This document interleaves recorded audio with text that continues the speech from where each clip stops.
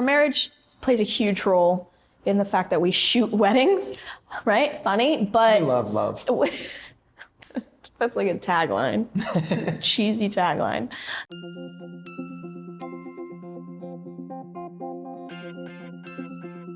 When we asked ourselves what did we want to shoot, weddings was a natural answer. Showing up on the day of a wedding and having a beautiful bride who's excited to see you in a beautiful location. And so from there on out, it's just about creating really one-of-a-kind, stunning moments. We are recently married, and we understand just the general stress factors that go into planning a wedding. And so when we are approached to shoot something, I think step one is meeting the couples, usually, whether that's online or face-to-face. When we first sit down with a couple, we try and go through all of their expectations. We want to hear what it is they're looking for, what styles drew them to us, how they found us. Sometimes they'll come in with past examples of maybe other photographers' works. It's nice if they've taken the time to look through our work and the bodies of work we've created, so they can tell us what style they're drawn to or why they liked us, maybe what wedding it was specifically that they really liked the most, because every couple has a different energy, and we'll try and capture their true selves in whatever we're providing them. We always like to make sure that we check with either wedding planners or venues, just to make sure, for example, things like, can we fly our drone here? Like, is it going to be something where we can't use any external lighting or anything like that? So we try and make sure that we have kind of all of those questions answered before we even see what the venue looks like. No matter what, I will always gravitate towards photo first, and he'll gravitate towards video first. So we feel confident in those roles. So when someone comes at us for photo, I will usually take the lead, and he tends to be my second shooter. And if it's the other way around, he'll take the lead and I'll be the second shooter. There are times, and we encourage people to hire us for both. It's kind of a way to oversee the aesthetic of what we're presenting them, make sure everything works together and that it's a cohesive story. That's usually the dynamic, is that I'll be his second shooter, he'll be my second shooter if need be. And I think that's really cool because it also keeps us extremely knowledgeable about each other's crafts. Well, I'll always be equipped with at least 2 camera bodies, so kind of a dual harness situation, which I think is the norm for a wedding shooter, just to be prepared. So I will have something wide and fast, and then something with a little bit more distance. I'll have probably a 24 prime, and then something with a little bit of length if I need like 100 macro, but otherwise I'll go like 70 to 200, so I can stay back and get kind of those close-up moments without interfering. I tend to prefer a digital cinema camera, something like C100 Mark II. And then, DSLRs for additional angles if we need them at that point. But I like to try and have my main camera something a little bit kind of higher end at that point, so that I have things like, XLR audio and kind of more easier to use interface that I can kind of work with on the fly instead of kind of fiddling through menus. Our drone has kind of opened up a new perspective for us. So it allows us to get establishing shots primarily that were kind of at a totally different level at that point of quality.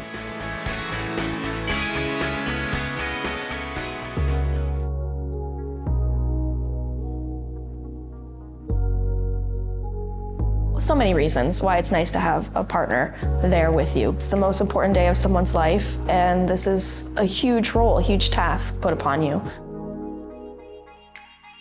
It is so nice to have somebody there to talk to about whatever it may be, from even just what lens do you think would be good, or will you go test this light real quick? It could check out this shot I just saw.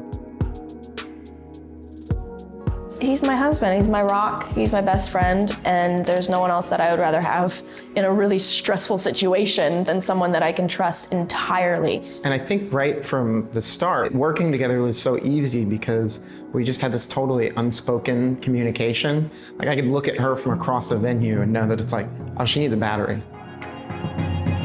Like, I'm just gonna go run and grab one because I happen to be closer to the bag than her.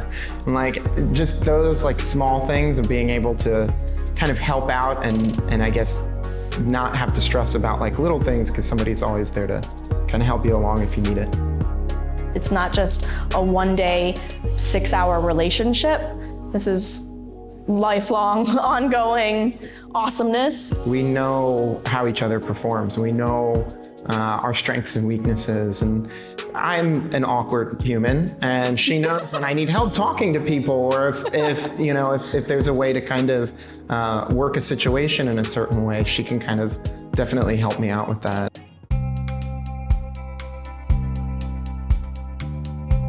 I'd say our style really is authentic and natural.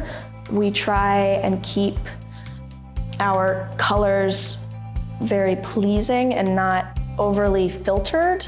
I see a lot of trends in filtered images, which, I will 100% admit that we play with presets, of course. I think we all do. But the second that you have a sepia tone over your image or whatever it may be, I personally am taken out of it. And I know that it's been messed with and it's been artificially created to look like that.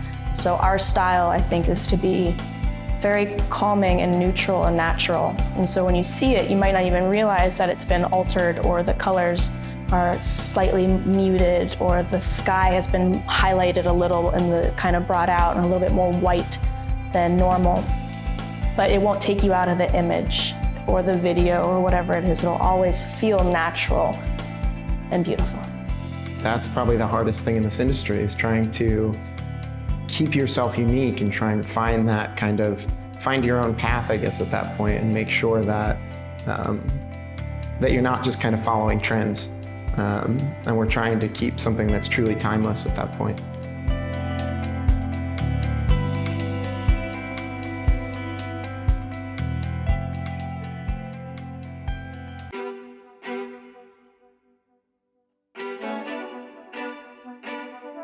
I use Lightroom, which, hallelujah for Lightroom, both editing and organization. I'm able to go through and kind of delete the ones, and not delete, I never delete, I probably should, but whatever, star or number, rate, whatever you want to do, flag your favorites. And so I'll start there, and then that'll narrow it down a little bit. And then from there, I try and make sure that there's no kind of repeat images, I guess. Try and find the best one or two from that moment or that collection of moments. And then really, I go into every detail. I want every image that comes out of our company to be something that we are so proud of, and that we would be willing to go viral or go all over the interwebs or whatever it may be with our name on it, and still be proud of it no matter what. When editing video, the most important thing is always, is it stable? Is it in focus?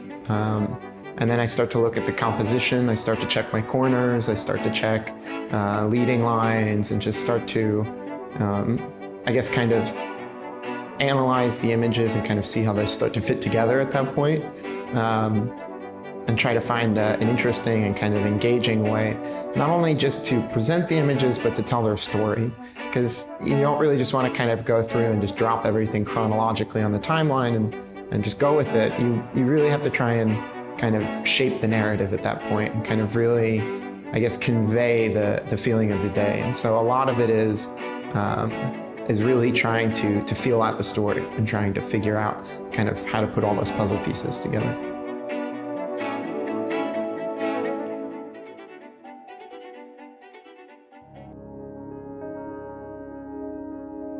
The feeling behind the term going home is absolutely the feeling that we try and put into our work. And I think, without a doubt, there's nothing as warm and inviting as the feeling of going home. And I think it just creates a really warm, inviting hug of a feeling. If a word could be a hug, that might be that would be it.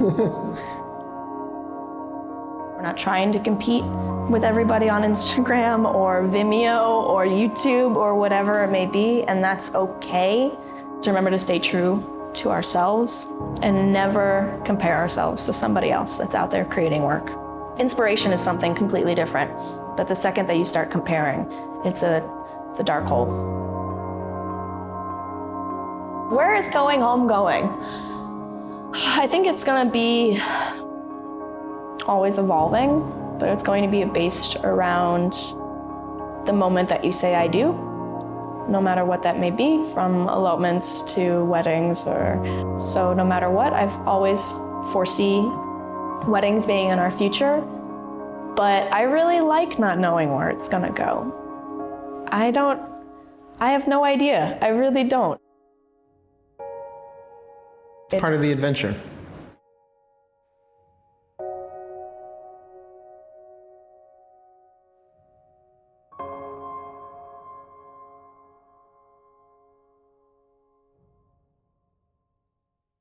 Cut the love. We're done. Good. I hate you. Try it on both, please. Thank you. Thank God. I didn't want to sit next to this guy anymore.